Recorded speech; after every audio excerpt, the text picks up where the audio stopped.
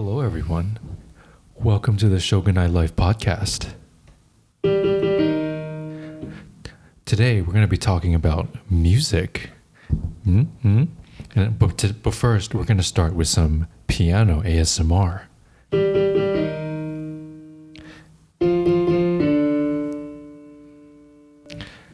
And if that doesn't tingle your loins, nothing will. Can we just start the podcast, please? Yeah, okay.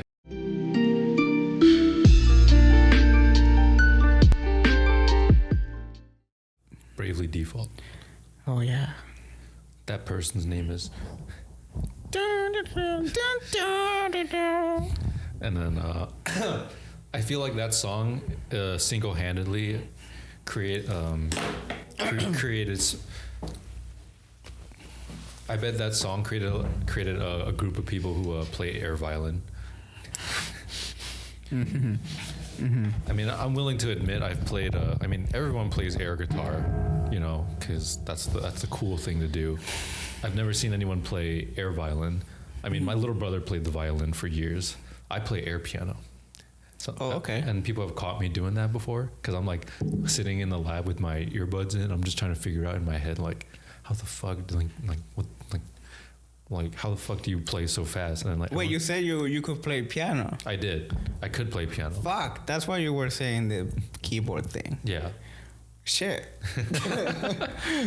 I mean, it's I'm not proficient in it anymore because the last time I played seriously was 11 years ago, and that was when I was taking lessons.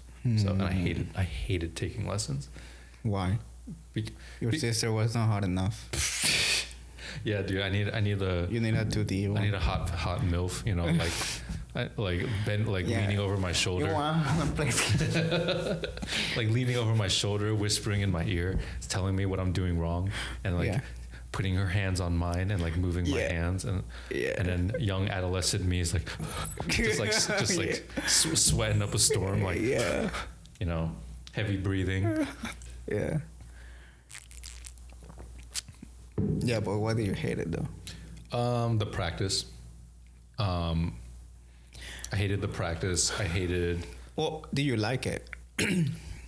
No, because I was kind of forced into it. Okay, that's probably why. There's a reason why there's a stereotype that all Asian kids play an instrument. Because what, that's a stereotype? I didn't know. Yeah, because the fact of the matter is, a lot of us do. A lot of us were forced into it, whether it's violin, piano, cello, all the classical instruments. So for me, that was piano, and 10 years of it, just playing all classical stuff, you just kind of get sick of it. Plus, when you don't like something, you do everything you can to avoid it. So I would kind of half-ass practice my practice sessions, and then I would go to the lesson, and my teacher would know immediately and yell at me the entire time. Yeah. I was a huge fan of fast-paced songs because when you're a kid, you're like gotta go fast. You're kind of like Sonic the Hedgehog in a way. Okay. And then I don't know if you will find it relatable. In any sense, but I don't know if you knew Your Line in April is literally about playing piano. The guy, see, he has a piano in there, and it starts like I think his past, like the mom would force him to play, and he would literally like freaking beat him with a stick if he didn't play correctly. It wasn't that extreme for me. Oh, okay. But it was kind of a lot of yelling, just like, oh man, if you don't practice, you'll never get good. You'll never never get good. G-U-D. G-U-D. Get good.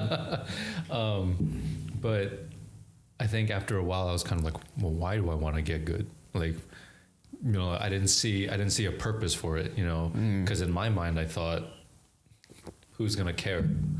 And then it's like, Your mom. like you're true, but I was like, fuck you, mom. And Your mom is not gonna watch this podcast, right? yeah, I don't think so. Okay. But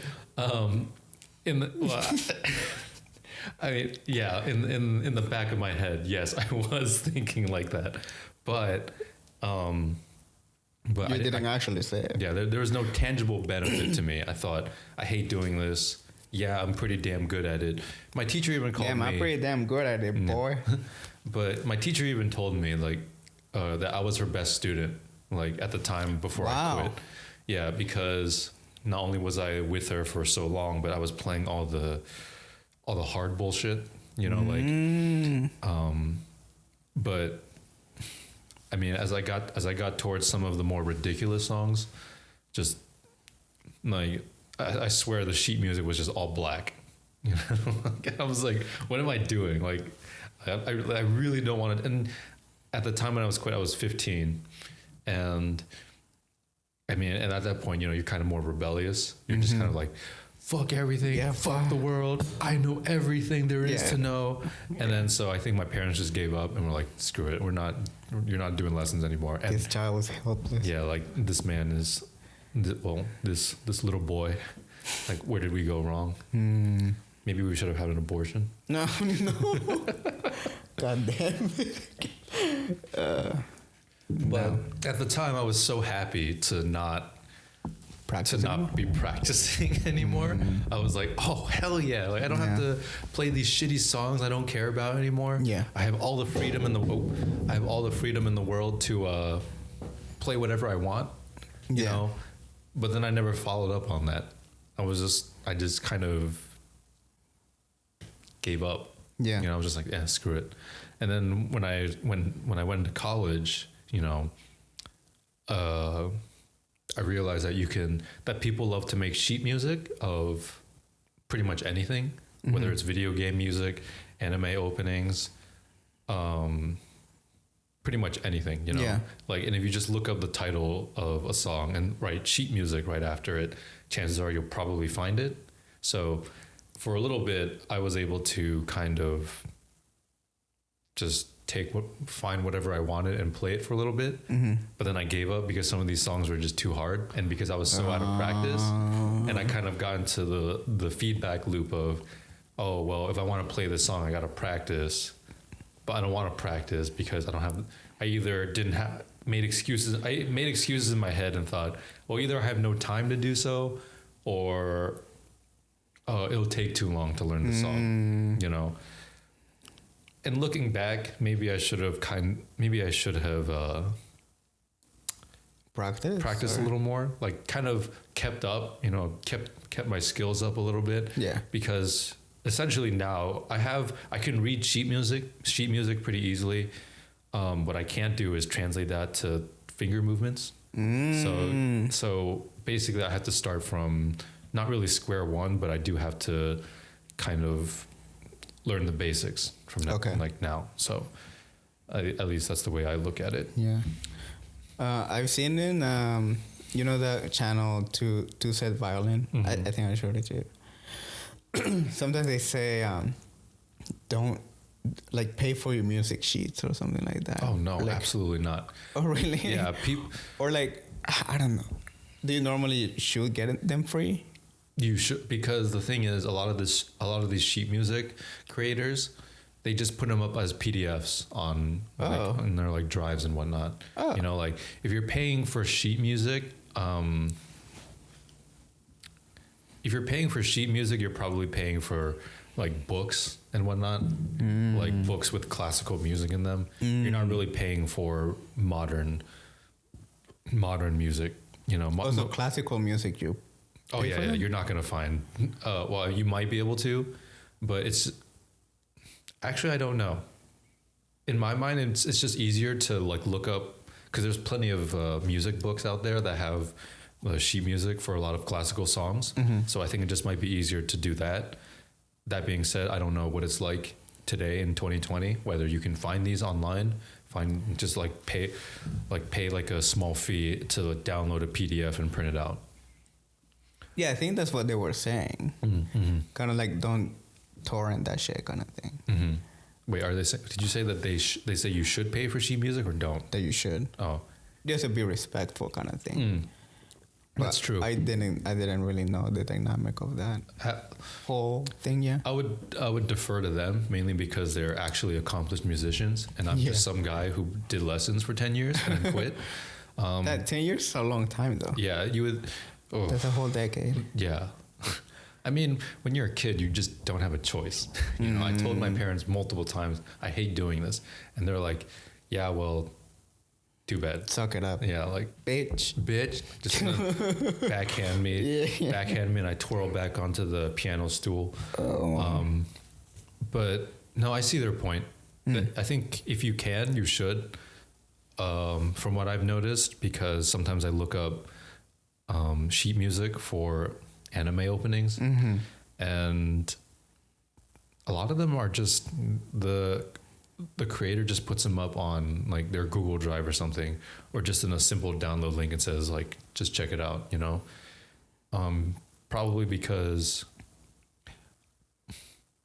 I would imagine there's probably licensing issues with that.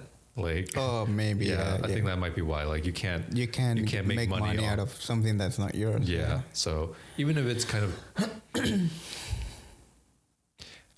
remind me to look this up later. It's like the dynamics of this, because I think what Two Set Violin is talking about is in terms of classical music. Yeah.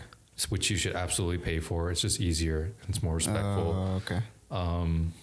But modern music, I'm not so sure. Okay. So. Okay.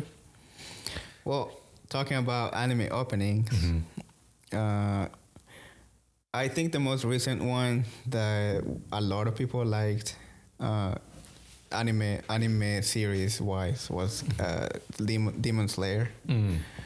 And I keep remembering that moment that we were all kind of drunk in Lisa's house. And I began playing. Just a correction, not the Lisa's place, but our friend Lisa's place. Oh yeah. Got to make that distinction. No, yeah, actually, yeah. Lest people think we're partying with the real Lisa somehow. No, yeah. And I began playing the opening, and everyone just went like "Suyoku."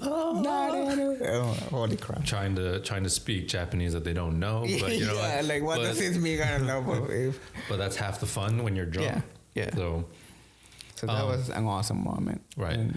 And I kind of wanted to talk today about kind of music in general, not only anime, but kind of like nerd culture in general, like for example video game music, and like I just said, anime openings, but also like the kind of the underground scene. Oh, okay, I thought you were gonna say J-pop. The J-pop, it's not really underground. Yeah, no, everyone knows J-pop.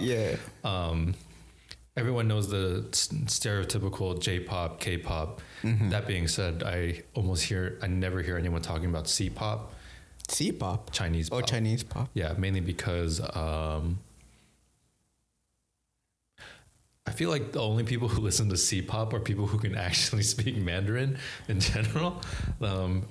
I just don't see, I mean, I think the hierarchy of pop music, Asian pop music, is probably like K-pop. 100%. Like I feel like you can't deny this. All those pretty boys, pretty girls with the what seems like infinite budget music videos. Yeah. And then you have J-pop, which I think was more popular maybe like years back, like when I was in middle school. And then C-pop, where everyone's like, "What the fuck is that?" Like, like me, I don't know. Yeah, I was like, "What is?" Yeah. Though speaking of C-pop, I have been looking into, thanks to Spotify, not sponsored by the way. Not yet. Yeah, not yet at least. But they have been sending me recommendations to listen to more Mandarin songs. So, you know, I've been kind of going down that rabbit hole for a little bit. And so the issue. Do you find it enjoyable? Oh yeah. Whoever's on the back end on that is doing a good job, I guess. But mean, this speaks to, once again, my own incompetence, but I spent 12 years in Chinese school and can't really not fluent and can't read Chinese very well at all. So the fact of the matter is I kind of need a discovery feature from a music player to tell me kind of, or some friends, like some of my friends do listen to Chinese music, to tell me like, hey, like this is good, this is who's up and coming, you know, that kind of thing. But what's weird for me is the song I was listening to the other day. I didn't realize that the singer was Taiwanese. So I was listening to the song and I'm sitting there thinking, I don't recognize any of these tones whatsoever. It sounds good, but I don't recognize anything. So I looked up the lyrics and I realized that she was singing in Taiwanese. Oh. And I'm like, damn. Like I can't understand. Like, so the thing with me is I can understand a little bit of Mandarin, as in, like, I can pick out words here and there.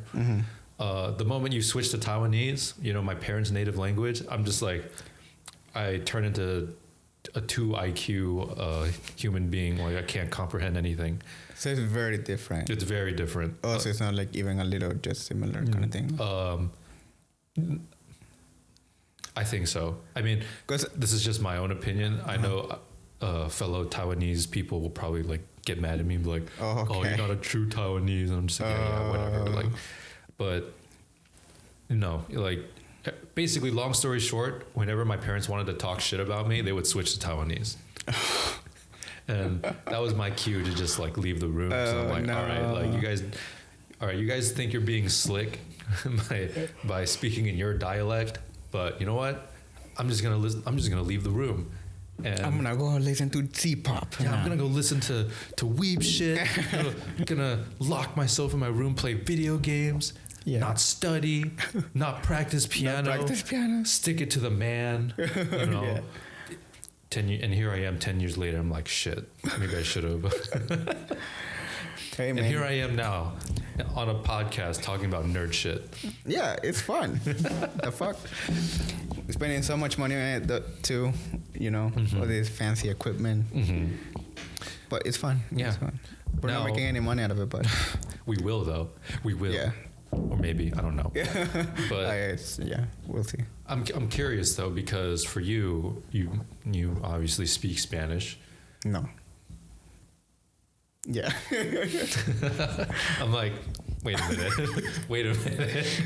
I'm not like have I been getting it wrong this entire time? Are you speaking Portuguese? I speak, obviously native language is Spanish. I am forgetting it a little bit now. So, for example, new people that I meet, it's so hard to not speak fluently in Spanish. It's always like, oh, how do I say this word? Yeah, it's just, I don't know, I just don't practice it anymore. I am, and it's weird because like I'm reading Spanish right now, and anytime that I open the book, like the next day, I remember... I talk to myself in English to remember what happened, but it kind of doesn't make sense because I was reading the story in Spanish, so it makes more sense in Spanish. But because I'm trying to recollect it in English, it either doesn't make sense or it's like I can't recall it. So I had to switch to Spanish and be like, oh, okay, now I remember. It's so weird, but yeah. Wait, what did you bring up? Because I was thinking, because I know you've shown me a few songs from Digimon. I fucking love. yeah. I know you've shown me some songs from Digimon that were sung in Spanish. Yes. So I've kind of always wondered, like, where did that come from? Well, no, as in like in the Spanish-speaking community, is there kind of like, are there songs other songs from anime that are kind of, I guess, translated into Spanish, or is that more of people who watch anime listen to it in the original language and then just read the subtitles in Spanish? No, so they are specifically translated. Only the openings. It's not like, because the original artist is from Japan, and so there are artists who specifically translate them to Spanish, sing them in Spanish. There is one artist that's super popular for Spanish songs, and also I'm gonna make the distinction. There's Latino Spanish, and there's Castellano. That's what we call it, which is the Spain Spanish. And Spain Spanish, I hate that shit. It sounds so weird. I mean, I bet that they say our Spanish sounds weird, but yeah. So I always have to distinguish in the search, like it has to be Latino, Spanish, Latino, Español, and that's how they come up. And I grew up watching. So I remember the first time I tuned in to the TV and finding Digimon. And I don't remember what episode it was, but like I was just like, oh my god, it's like Pokemon.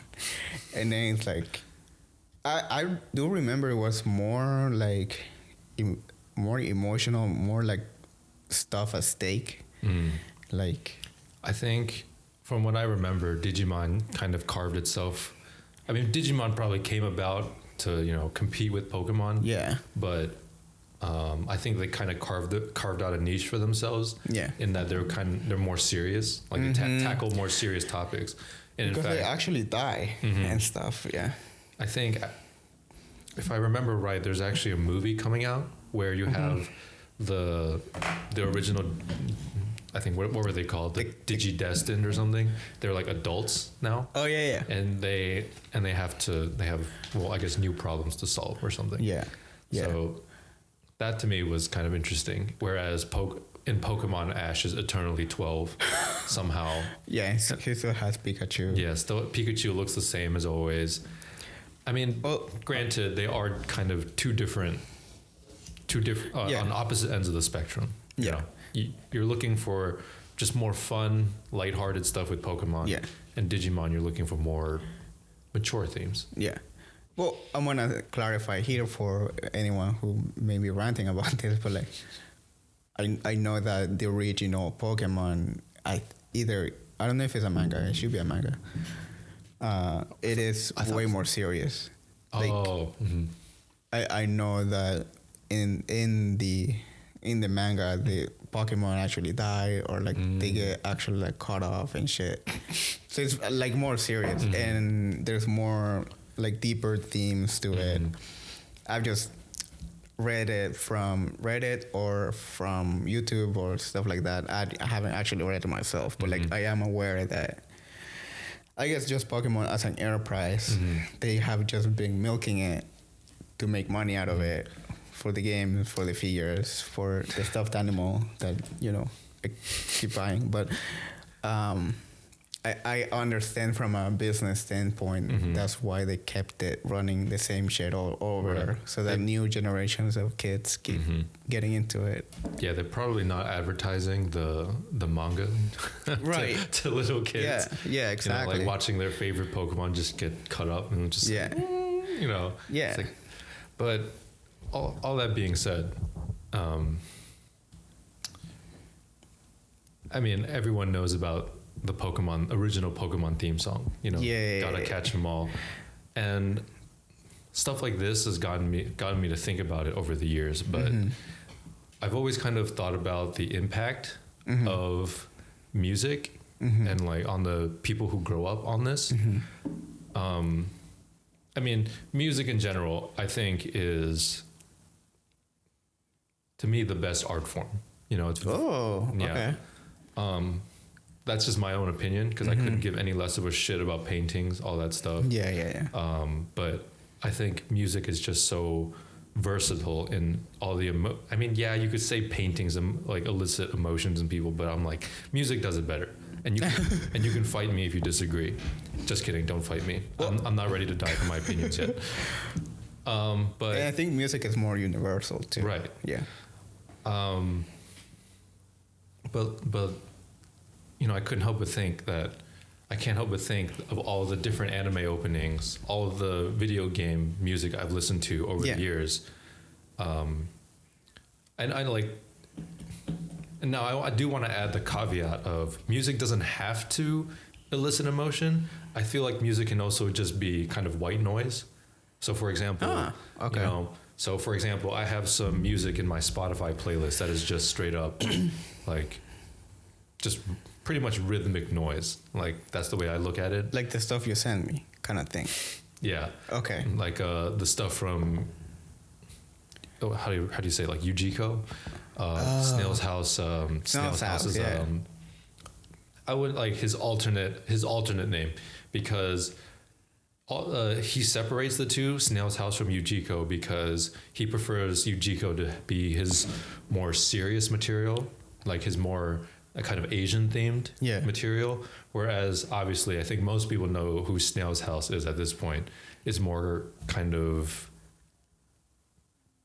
like happier, cutesy, like cutesy, like cutesy kind of video game-ish style kind of music. I mean, I love both aspects. Yeah. I just, you know, and but you say it's the same composer? Same composer. Right. Okay. You know, and all my respect to him because he also learned his English through memes. Really? Yeah. So he's an absolute shit poster. Like, where is he from originally? Japan. Okay. Yeah. So. Well, yeah, I should have guessed from the name.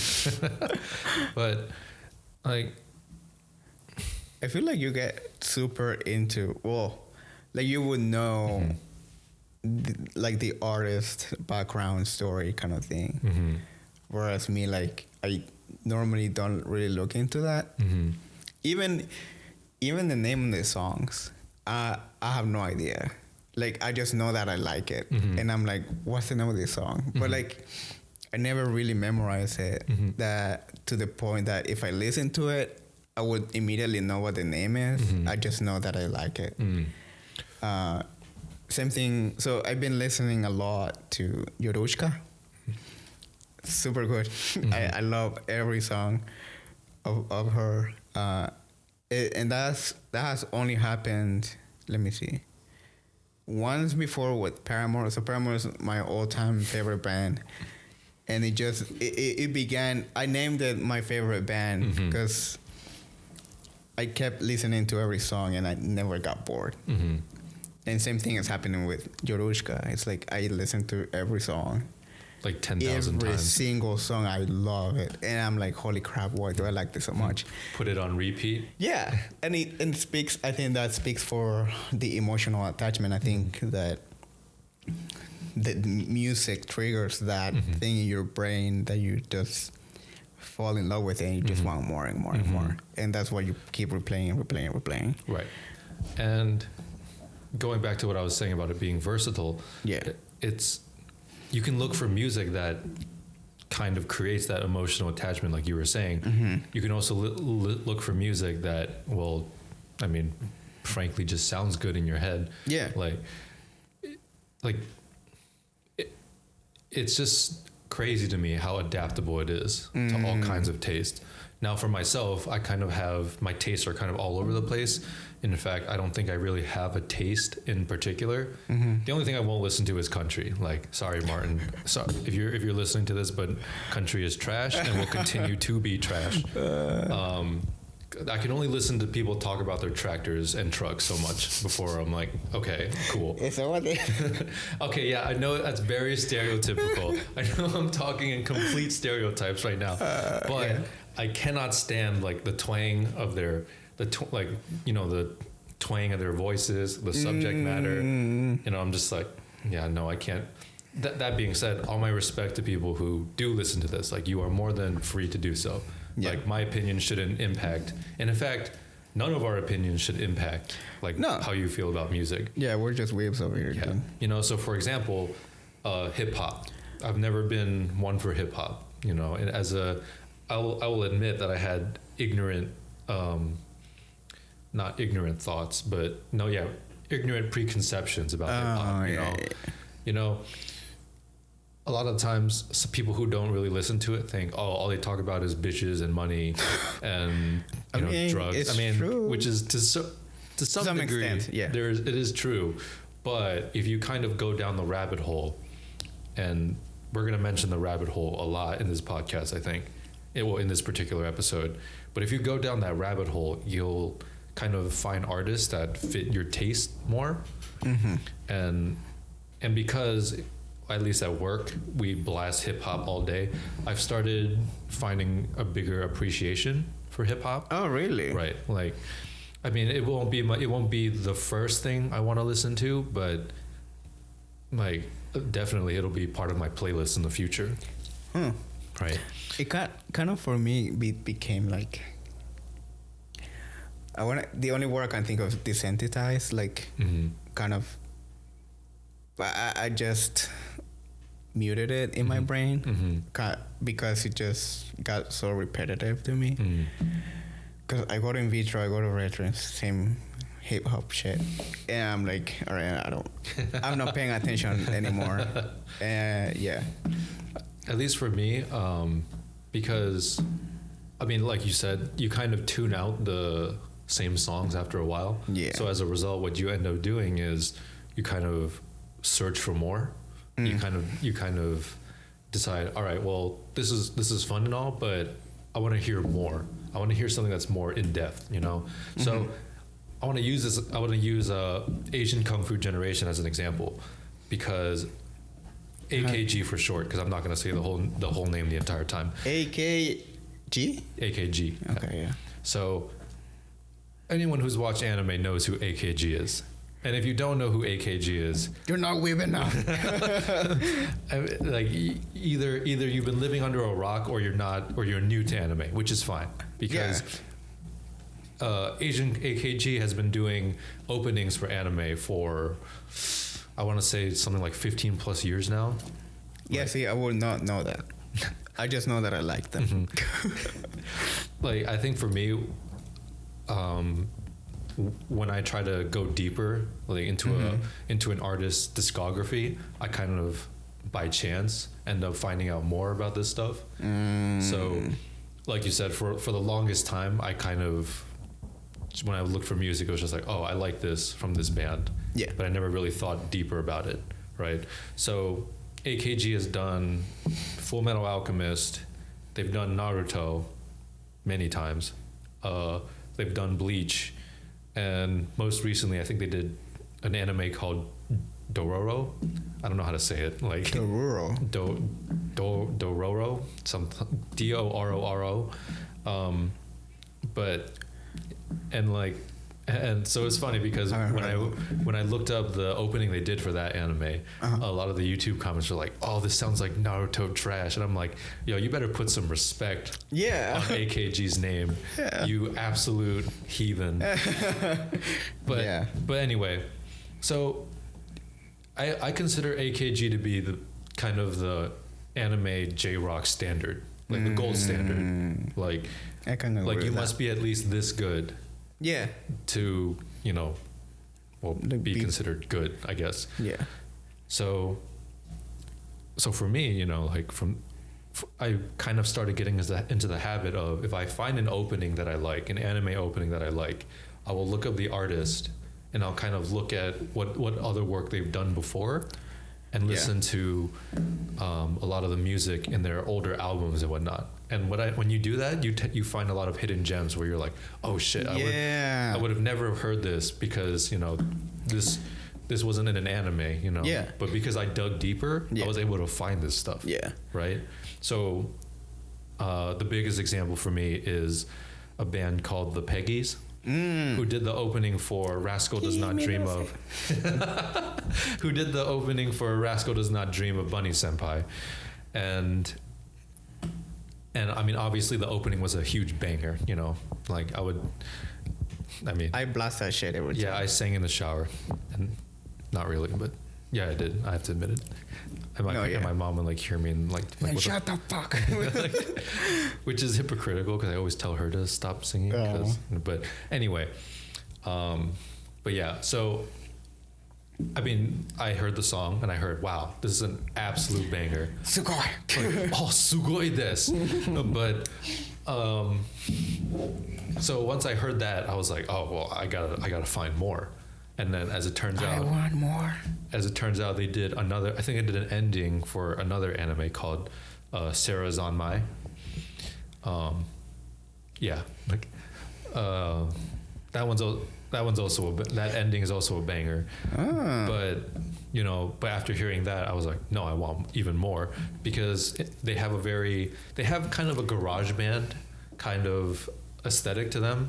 Oh, really? That kind of a 90s garage band aesthetic that I haven't heard in a long time. So I was like, oh hell yeah, like I want more of this. Yeah. So then I found two of their albums, two of their most recent albums, and ever since a lot of their songs have been on my Spotify playlist. But if you're willing to look, music, you can, like, if you're willing to go down the rabbit hole, you can find a lot of hidden music out there. Yeah. Like, the music landscape is just so vast. And it's so good too, because that's actually how I found Yorushka.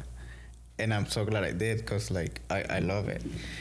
And so for a while I didn't have Spotify. Like I just canceled it, because most of my songs are local. I just have downloaded them, and most of my music is from forever ago. So I've had those songs for a long time. And so I just keep transferring to my phone, and that's how I've been working. But recently, because I re-signed up and I saw all these music, like anime music and more Yorushka, that's why I also canceled it, because I could not find the songs. But then I re-signed up recently, and it's like so many of her songs, and I'm like, oh my god, this is great. Thank you, Spotify. Not sponsored. But yeah. Still not sponsored. Add Nergilis, though. I would really like to see Nergilis there. Nergilis, I think, is the one that I think you've listened. It's a very electronic sounding, happy beats kind of. I forget the term that you used when you listen to it. But I'll show it to you later. But yeah, that's the one artist that I also really like, but it's not in Spotify. So hopefully in the future. From what I understand, all they have to do is negotiate a licensing deal with the record company that they're signed to, and then they can actually put that on Spotify. So until that, I mean, the good thing is more of that kind of music, that kind of, I guess it's underground in the US, not really underground overseas, but there's a lot more foreign music being put on Spotify, which I'm like, hell yeah. Yeah, I'm all for that. Hell yeah. Because to me, music transcends languages and cultures. It does, like, really does. I've heard a whole bunch of different songs over the years that there's that Mongolian death metal band. They're called the Who, the HU, and they got popular. HU, yeah, they got popular because I think some news channel did kind of a article on them. I think it was PBS actually. So but I mean, it was pretty good. It was pretty damn good. Like, I mean, some people will just be like, oh, they're just moaning the entire time. Like, I'm like, yeah, but they're doing rhythmic moaning. All right, at least it's not. Least it's not. What is it? Tibetan throat singing, which I cannot stand. Like, which one? You've never heard the like that kind of the Tibetan throat singing? It sounds very. I'll show you later. Maybe we'll put a link to to that stuff in the whatever we're talking about right now. I lost my train of thought, but the point is the music is out there to be discovered. Yes. Yeah. I agree. And if you talk to people, you don't have to do it by yourself. You can also talk to other people. Yeah. And say, hey, like that song you're listening to, like who's it from? And then if you're willing to kind of dig deeper, you'll find a lot of good stuff. So for example, I think I looked up Yorushka the other day. Hell yeah. And what I found out was they're a duo. One person does the actual music and lyrics, the other does the singing. Yeah. But and this seems to be a trend in Japan at least, but a lot of singers come up through by uploading their music online, like they're singing and whatnot, and then they get popular, and then they get signed to record deals. So that's why you see a lot of people doing that over there in Japan, at least. Well, not a lot. That's kind of like how YouTube started, right? Sort of, yeah. Where you just kind of upload. You just upload your shit. Yeah. Actually, I don't actually know how popular that is, but I do know that there is definitely a lot of people who come up through that way. Yeah, like my other favorite artist, Nano. I think her backstory was that she literally did that. What we just said, like upload her music to YouTube, and eventually she got really popular, and then just began. I don't know if she signed a record label, whatever. I don't know if she's independent. Well, yeah, we can always look that up. I haven't looked it up. I don't know that much about it. Again, I just like the artist. I don't look up their story. But now I know, and I'm very happy to say that we went to see her last year for what's the name? Otakon. Right. On a scale of 1 to 10. And it was just fucking awesome. How excited were you when she came out on stage? Dude, it was so cool. It was so cool. Yeah, 10 out of most. And it was 10. funny because I had never heard of her before. I mean, I know you had mentioned her to me before. Yeah. And I listened to a couple of her songs. I'm like, hey, it's not bad. But then like experiencing it in a concert format, I was like, oh my God, like her stage presence is amazing. Like, I mean, somehow you managed to get, I mean, it's not that hard, but getting a bunch of nerds to like stand up and kind of get excited for you, I was like, damn, I need to listen to this girl more. Yeah, and it was when I saw the name, I was like, is that the Nano? Is that the Nano? I'm like, no way. Like, that was so cool that we just found it. And then I thought it wasn't gonna be that. I mean, it wasn't what's it called, full on stage. Granted, it was Sunday, so the last day of the conference. So probably by that point, some of the people who had been there probably had left. So, which I'm glad for, and I was gonna make the point that I think I rather had that experience because whoever did show up was because they actually really liked the artist and they knew about her. And pretty much like me, and I was like, oh my God. I bet you wish you had one of those glow sticks. Yeah. I mean, like, I think they only gave those to the premium, the people who paid for the VIP access, though. So, we'll get it next time. Yeah. Well, we should look up if anyone, like artist wise, is coming, because I haven't looked it up for Katsucon. Oh yeah. Which is coming February 14th. Well, actually, by the time this podcast comes out, Katsucon will be done and over, at least based off our current schedule. Oh, But yes, by the time this is done, we will have come and gone to Katsucon at the National Harbor. In Maryland. Maryland, yes. For international, I'm kidding. No one is gonna find us. Yeah, it's like, hey, you guys are part of that podcast that no one watches. Like, thanks, dude.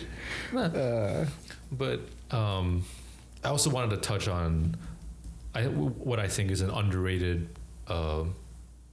section of music, which is video game music. Yeah, when I tell people that I listen to video game soundtracks, I kind of get looks, and I'm just like why? Like, aren't you just listening to beep beep boop bop bop? And I'm like, excuse me, sir, but check yourself. Please educate yourself on the glory that is, for example, Nier Automata. I was literally about to say that. Right.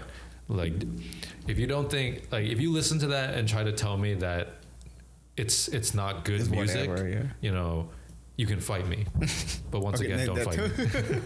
Don't fight me. I'll just curl. I'm not ready to die for my opinions. And then, like, Nier is one.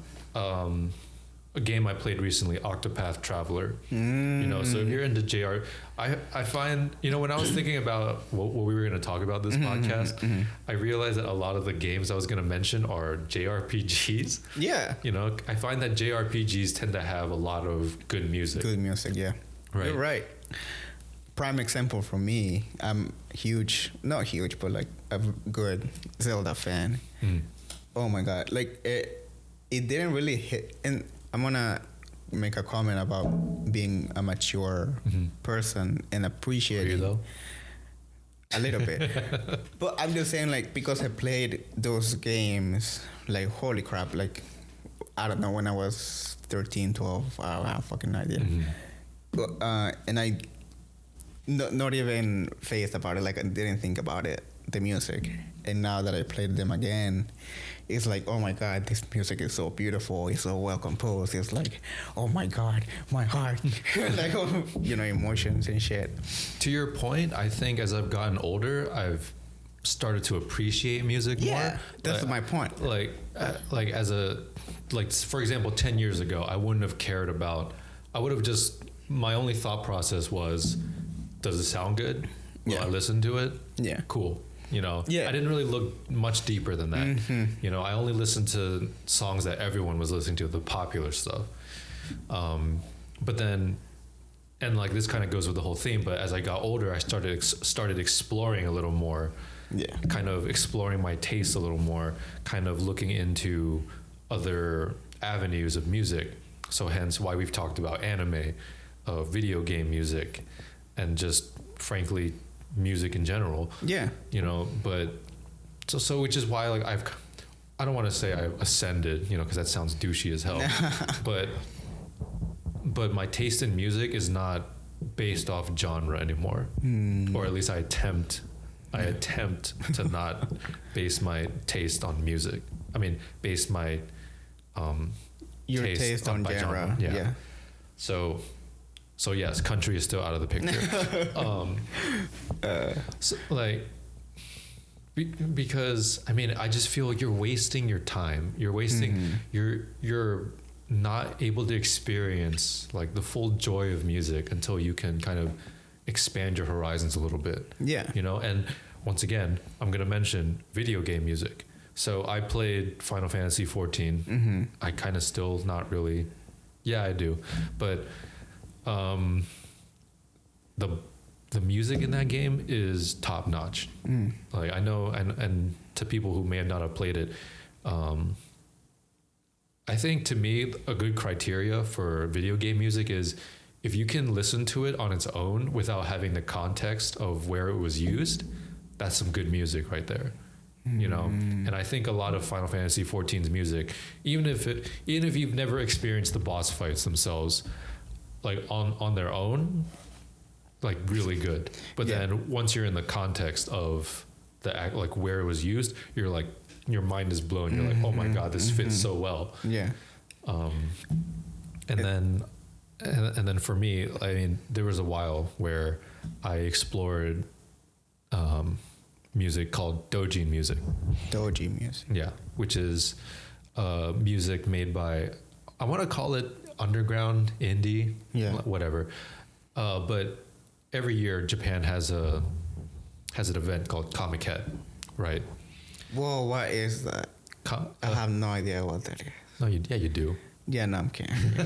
Excuse me, but so fucking big ass. Like it's a huge event where you have artists, musicians, come together and just.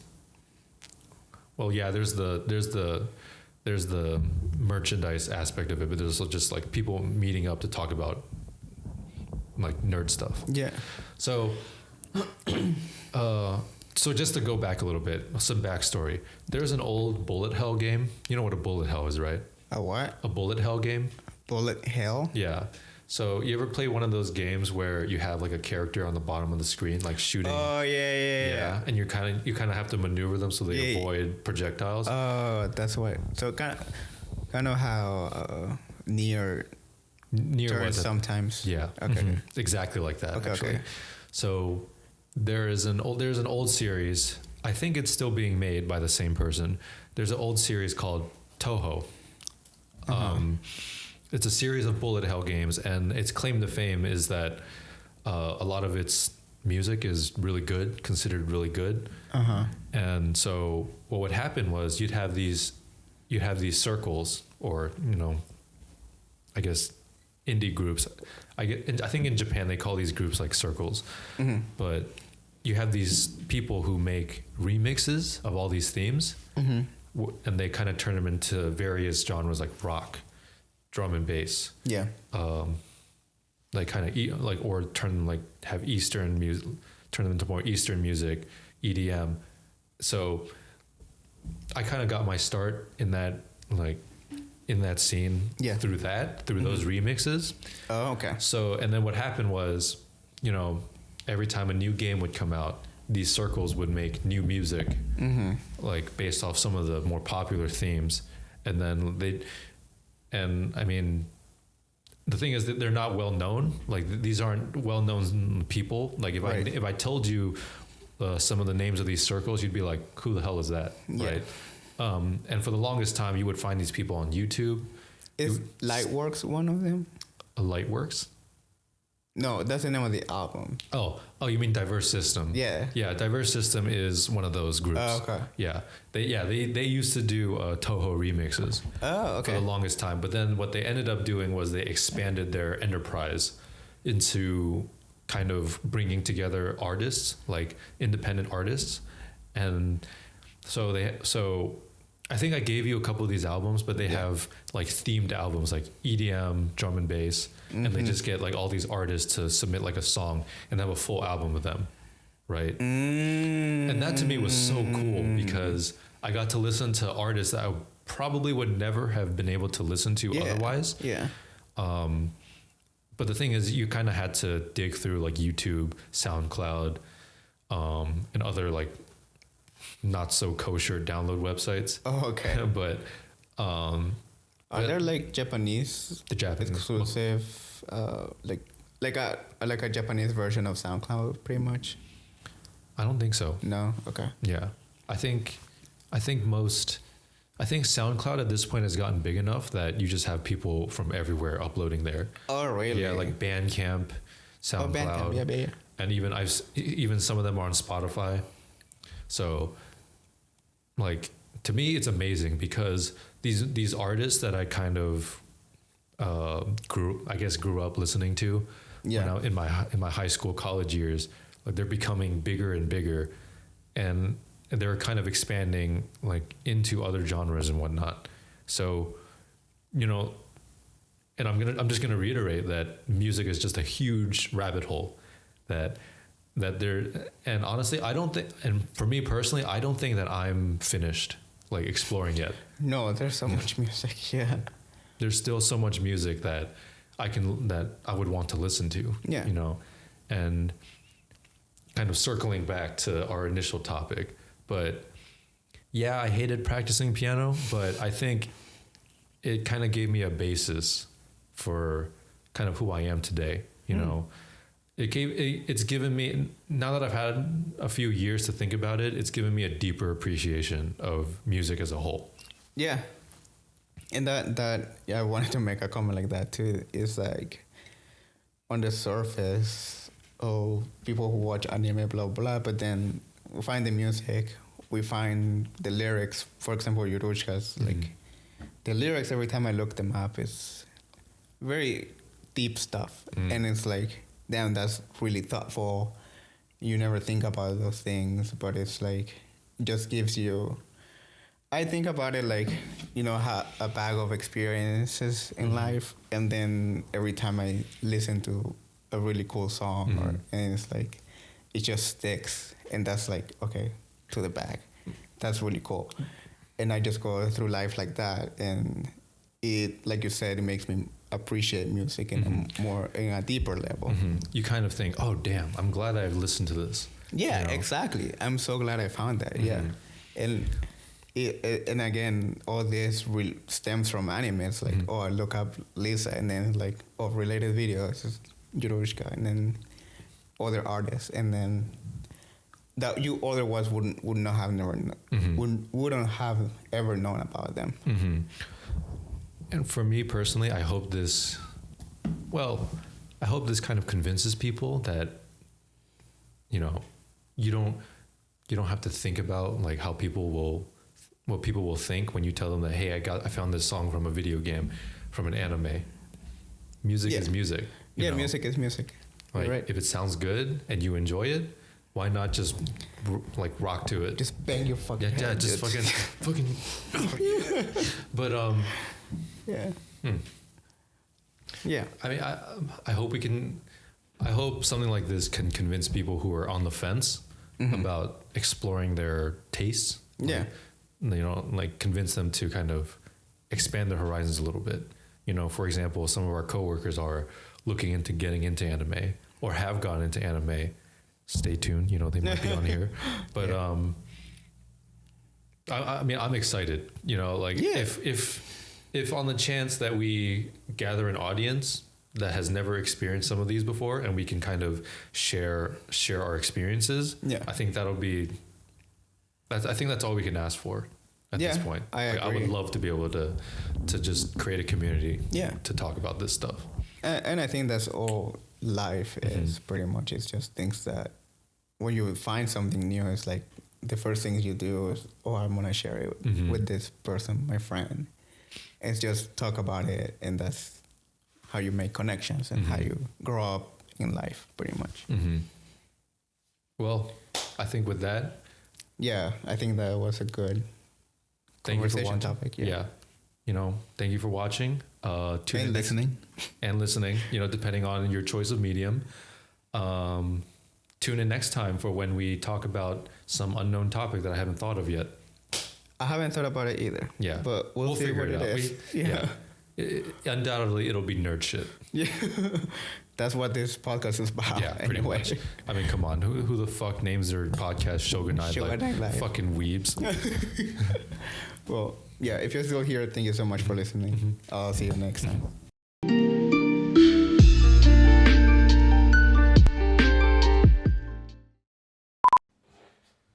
I was also thinking, I don't know if, because I remember you had a keyboard for our intro this time around.